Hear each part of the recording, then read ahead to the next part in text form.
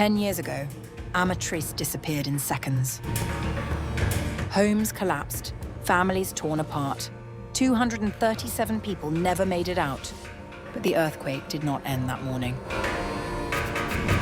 A decade later, thousands of lives remain trapped between rubble, bureaucracy, and unfinished homes.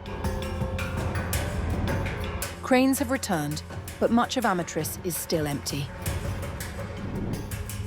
And for those who stayed, rebuilding has become a test of endurance.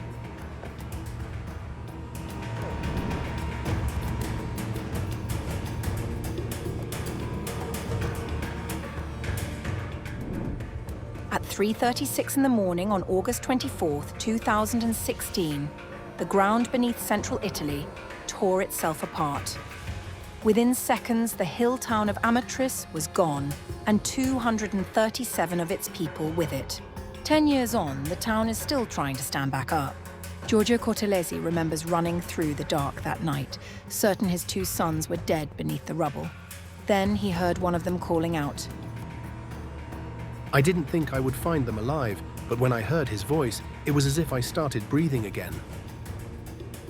Cortellesi promised himself that night he would rebuild the town. Elected mayor in 2021, he is still trying to keep that promise. Rome has poured over 22 billion euros into reconstruction across the earthquake zone, with roughly 10 billion already spent. In Amatrice itself, just 38% of damaged properties have been restored, though the pace has quickened over the past year. Cranes now rise above the ruins, but behind the barriers, much of the medieval centre still lies untouched, watched over by two lone towers that somehow survived. Around 1,000 residents, more than half the town's population, are still living in prefabricated shelters. After 10 years, many people have lost faith. We need to keep on encouraging them, but we can't do more than we are already doing. Bureaucracy has not helped. Legal disputes, inheritance claims, and a renovation scheme meant to help the wider economy instead drove up building costs and pulled labour elsewhere, stalling work for 2 years at a stretch. For some, the damage runs deeper than paperwork. Daniele Bonanni lost his mother, sister, and nephew in the quake. He stayed anyway, and now runs a restaurant in a food village built for chefs who lost everything. People once came for the summer. Now they come for lunch. If you create a generational break of 10 or 15 years, the bond dies. Others are caught in something closer to limbo. Alfredo Perilli still pays the mortgage on a house that no longer exists. His sister Elisabetta cannot even apply to rebuild their family's restaurant because the land it stood on is being used as an access route for a hospital project, one that was meant to finish back in 2022.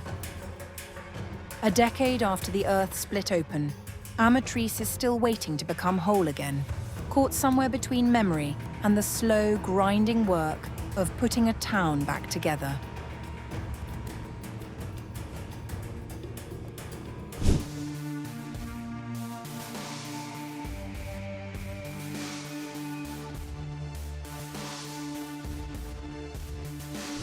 A powerful 4.7 magnitude earthquake struck the Campi Flegrei volcanic area near the southern Italian city of Naples on July 31st, sending boulders crashing onto parked cars, damaging buildings and forcing frightened residents to flee into the streets.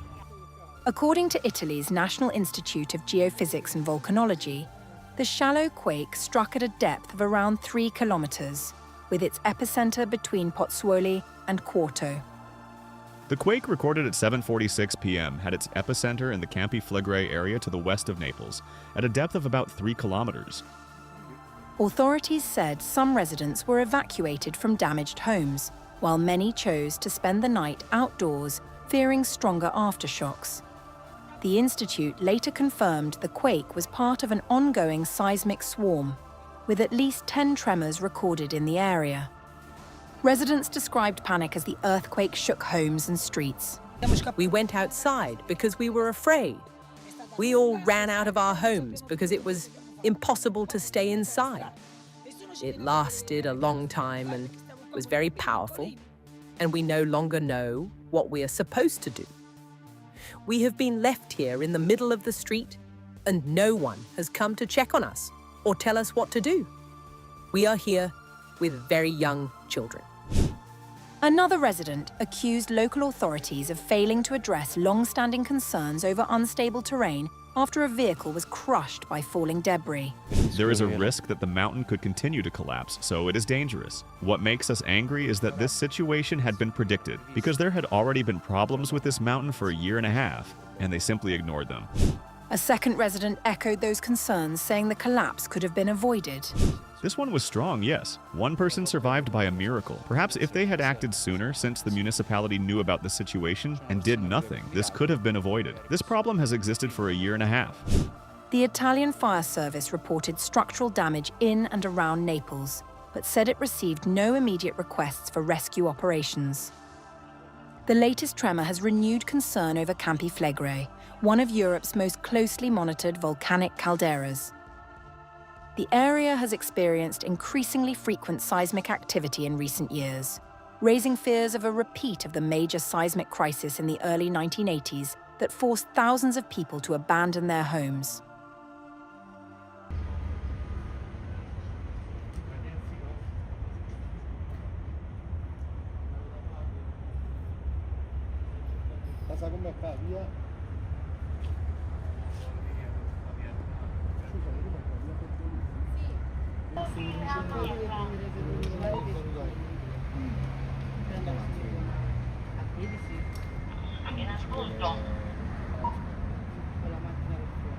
Scusami, so che tu stai con le vigili del fuoco via Giuliano.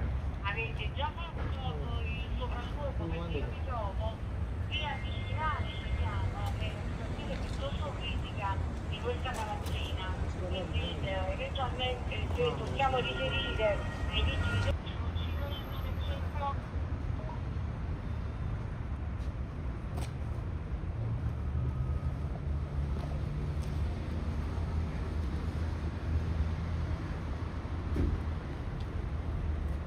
Sapete, eventualmente ci accompagniamo noi.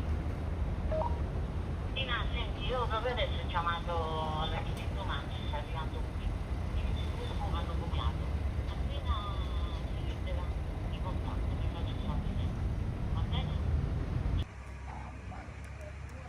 Sì, ma pure per ricordo che sta luce di benzina. Ma tu abiti qua? Sì, un po' più indietro. Qui vuoi danno tu? Sì. Ma infatti stasera stanno zucco. Ci stanno. E allora cai? Ma siete giornalisti? Sì. Noi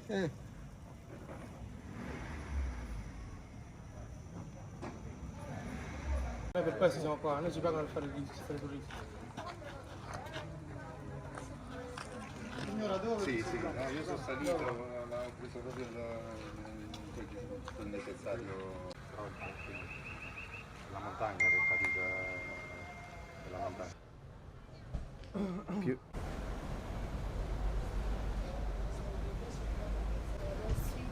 L'ha fatta io, l'ho detto che la riprendeva. Ho detto Franti che già la frana, la montagna. Era pericoloso.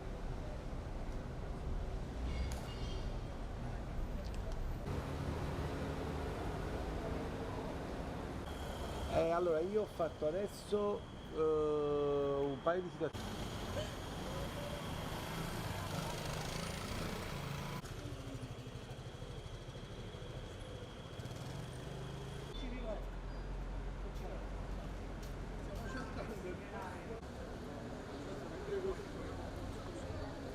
Sì, fortissimo, molto forte. Lei che stava facendo? Io sono in servizio, sono un vigilante qua al cantiere. Che è successo? È un boato fortissimo.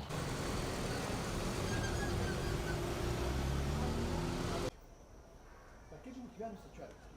No, non ti vanno a stacciare, ma è alto. Scusa, e da dove possiamo arrivare su via Napoli? Non ho idea, non ho assolutamente idea.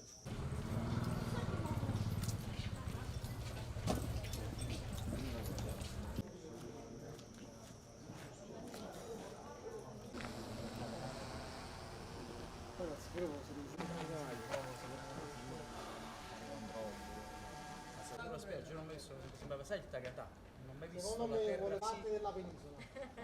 Cerchiamo di essere un po'. Ok, allora andiamo in.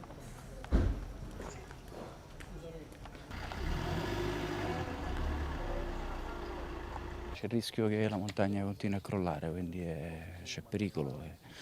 Quello che fa rabbia è che era una situazione che era prevista, perché è già da 1 anno e mezzo che c'erano dei problemi con questa montagna e se ne sono fregati.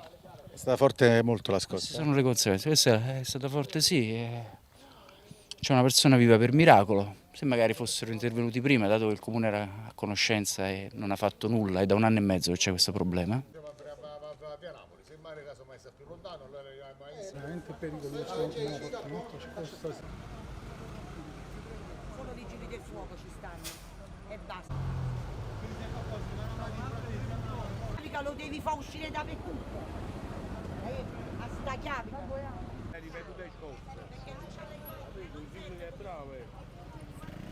Noi siamo usciti per paura, siamo scappati tutti quanti da casa perché non si poteva stare.